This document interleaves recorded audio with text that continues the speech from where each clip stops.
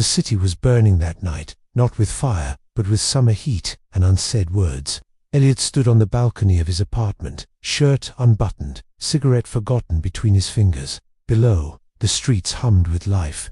Above, storm clouds gathered, heavy and impatient. He didn't hear the door open. He felt them. "You still smoke when you're thinking too hard," Marcus said. Elliot closed his eyes.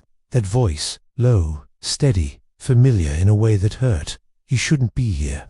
"And yet," Marcus replied, stepping closer, "you left the door unlocked." They hadn't seen each other in 2 years.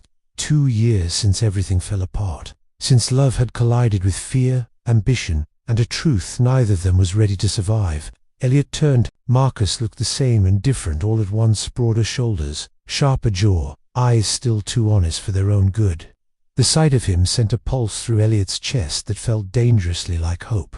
"This is a mistake," Elliot said. Marcus smiled sadly. "You always said that right before kissing me." Silence stretched between them, thick as humidity. Outside, thunder rolled. "You left," Elliot said. "You chose him. You chose the life that didn't include me." Marcus's jaw tightened. "I chose survival. I chose not to lose everything." "And what did you lose instead?"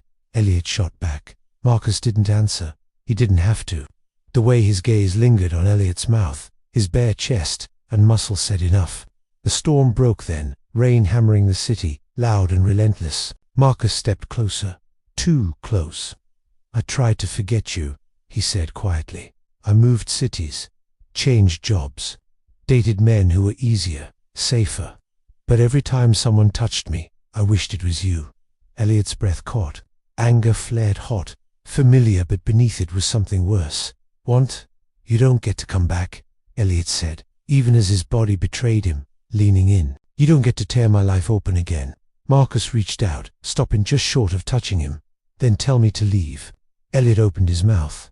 No words came. That was all the permission Marcus needed. Thickest was not gentle.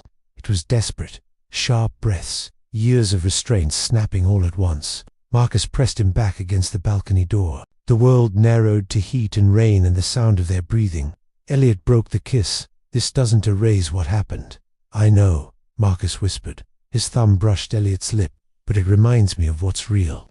Their kisses slowed, deepened, less fury, more fire. Marcus's hands traced familiar paths, learning what time had changed and what it hadn't. Elliot melted despite himself. Desire unraveling the walls he'd spent years building. When they finally moved inside, the storm followed them, in thunder, shaking the windows as clothes hit the floor. His skin met skin, as longing turned into something aching and profound. Later, tangled in sheets, breath slowing, rain still falling, Elliot stared at the ceiling. "This can't just be tonight," he said softly. Marcus turned onto his side, eyes searching. "Then, don't let it be." Fear flickered through Elliot, fear of being seen, of being chosen and lost again. But beneath it was a truth he couldn't deny. He loved this man, he always had. "Stay," Elliot said. "But this time, stay even when it's hard." Marcus smiled, not triumphant, but tender. "I'm done running." Outside, the storm began to fade. Inside, something warmer than fire settled between them, an ember, fragile but alive.